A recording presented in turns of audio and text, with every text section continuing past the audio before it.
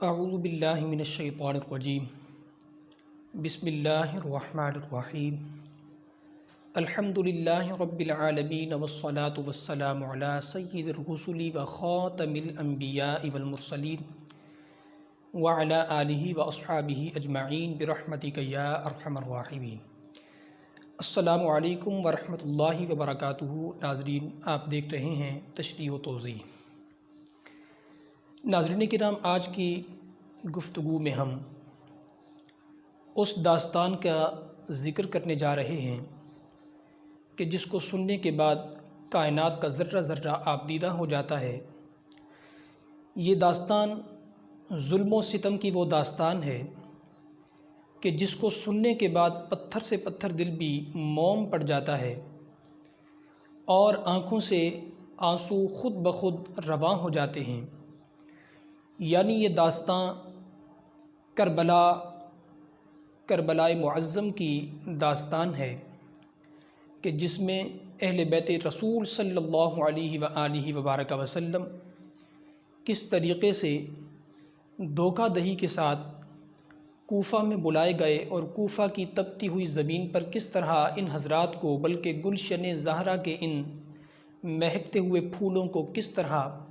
تپتی ہوئی ریت پر بھوک اور پیاس کے عالم میں شہید کر دیا گیا۔ ناظرین، آج کی گفتگو کا آغاز ہم اس دور سے کریں گے کہ جب مسند اقتدار ایک ایسے شخص کے ہاتھ لگ گیا کہ جو پورے عالم اسلام کے نظام کو چلانا تو بہت دور کی بات، جو ایک گھریلو نظام چلانے کا بھی اہل نہیں تھا۔ یعنی آپ سب سمجھ گئے ہوں گے، وہ شخص یزید ہے جو ملعون تھا، فاسق تھا، فاجر تھا۔ جیسا کہ میں نے پہلے کہا کہ عالم اسلام کے نظام کو چلانا تو بہت دور کی بات ہے، یہ شخص اپنے گھر کو چلانے کی اہلیت بھی نہیں رکھتا تھا۔ ان حالات میں جب اس کی حکومت آئی، یہ مسند اقتدار پر بیٹھا، تو اس نے سب سے پہلے کیا کام کیا؟ اس نے مدینہ شریف کے اندر جس گورنر کو قائم کیا، جس کو یہ عہدہ سپرد کیا، اس کی ذمہ داری لگائی کہ تم نے عام عوام الناس سے بیعت کی بات ابھی نہیں کرنی، ان سے بھی بیعت لے لیں گے لیکن وہ معاملہ اتنا اہم نہیں ہے۔ تم نے جو مدینہ شریف کی سب سے مقتدر اور مقتدی شخصیات ہیں ان سے بیعت لینی ہے۔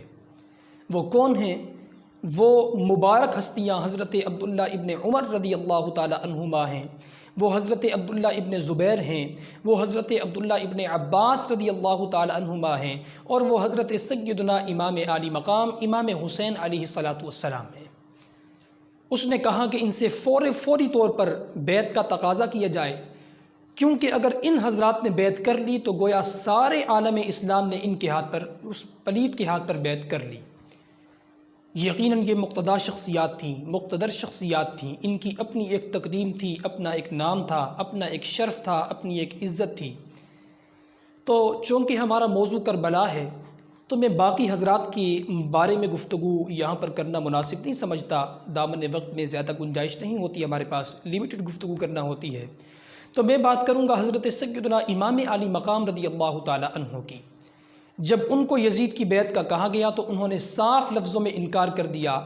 گویا کہ انہوں نے یوں فرمایا کہ جس ہاتھ نے رسول اللہ صلی اللہ علیہ وآلہ وبارک وسلم کے دست حق پر بیعت کی، جس ہاتھ نے حضرت سیدنا ابو بکر صدیق رضی اللہ تعالی عنہ کے دست حق پر بیعت کی، جس ہاتھ نے حضرت عمر فاروق کے دست اقدس پر بیعت کی، جس ہاتھ نے حضرت عثمان غنی، مولا علی، حضرت امام حسن مجتبیٰ رضی اللہ تعالی عنہم اجمعین، ان کے مبارک ہاتھوں پر بیعت کی، وہ ہاتھ اس فاسق، اس فاجر کے ہاتھ پر کبھی بھی بیعت نہیں کر سکتا۔ صاف لفظوں میں انہوں نے انکار کر دیا۔ اور جب ان کو اس بات کی خبر پہنچی کہ باتیں دو ہی ہیں، یا تو یزید کے ہاتھ پر بیعت کر لی جائے یا پھر یزید کا آرڈر ہے کہ اگر یہ بیعت نہ کریں تو ان کے سر کو قلم کر دیا جائے۔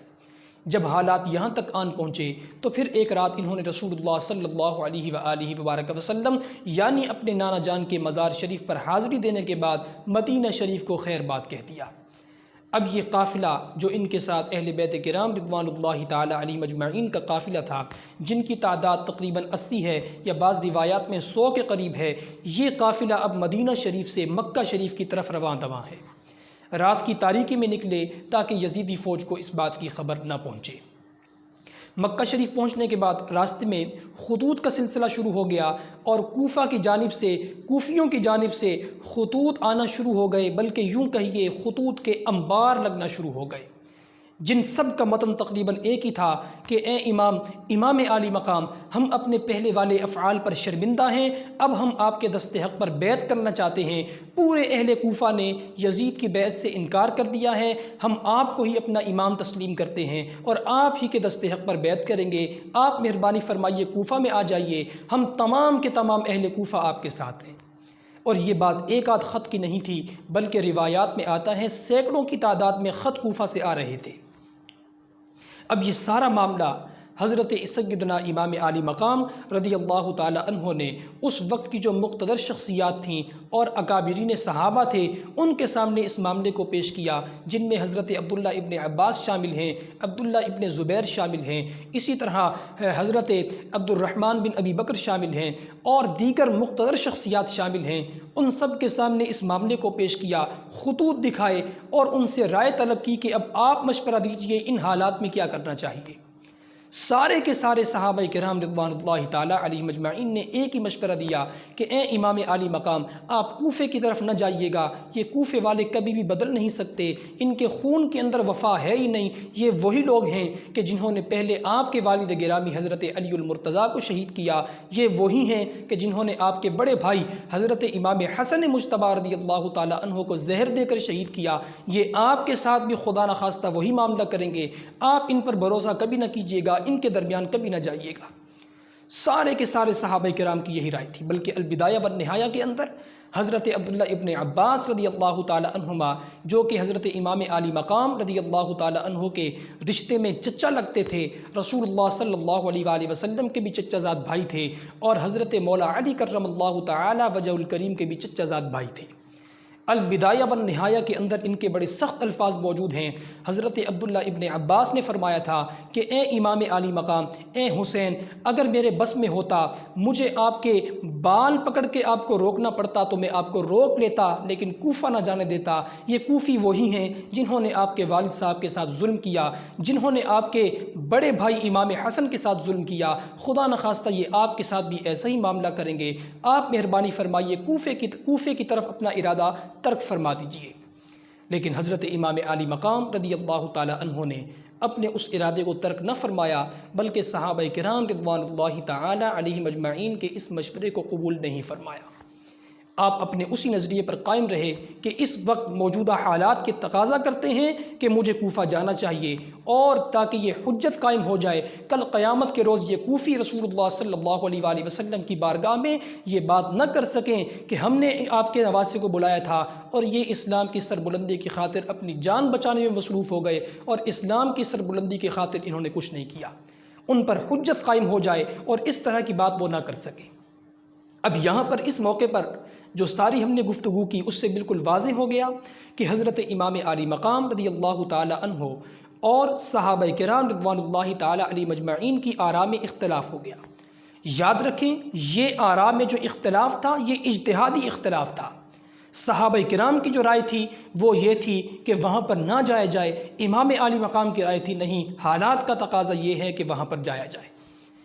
اب اس مقدمے کو اور اس بحث کو سمجھنے سے پہلے ذرا تھوڑا سا آپ مقدمہ سمجھ لیجئے کہ دراصل اس اختلاف کی بنیاد کیا تھی۔ اس اختلاف کی بنیاد کو اگر ہم نے سمجھ لیا تو پھر اس اختلاف کو حل کرنا بھی ہمارے لیے بہت آسان ہو جائے گا۔ دیکھیے، شریعت مطہرہ نے ظالم اور جابر حکمران کے خلاف نکلنے، جہاد کو فرض قرار نہیں دیا، لیکن فرض قرار نہ دینے کا مطلب یہ نہیں ہے کہ کوئی نکل نہیں سکتا۔ اگر کوئی نکلنا چاہے اپنی خوشی کے ساتھ تو شریعت نے اس کو منع بھی نہیں کیا، شریعت نے منع بھی نہیں کیا۔ اب دیکھیں، فرض قرار نہیں دیا، اس بارے میں شریعت کا یہ حکم ہے کہ حق کی آواز بلند کرنے کے بعد اپنی جان کو اگر بچا لیا جائے تو شریعت نے اس کی اجازت دی ہے، اور اصطلاح فقہ کے اندر اسی چیز کو رخصت کہا گیا ہے۔ اور اگر کوئی اس رخصت کو نہیں لینا چاہتا اور وہ چٹان کی طرح ڈٹ جانا چاہتا ہے، اب اس کی پاداش میں اگر اس کا نقصان ہو جائے، مالی نقصان ہو جائے، جانی نقصان ہو جائے تو وہ اس کو برداشت کر لے گا، لیکن وہ حق کے ساتھ بالکل کھڑا ہو جائے گا، باطل کے سامنے چٹان بن جائے گا۔ اگر وہ اس طرف جاتا ہے تو شریعت نے اس کو بھی منع نہیں کیا، بلکہ شریعت نے اس کو عزیمت کا نام دیا ہے۔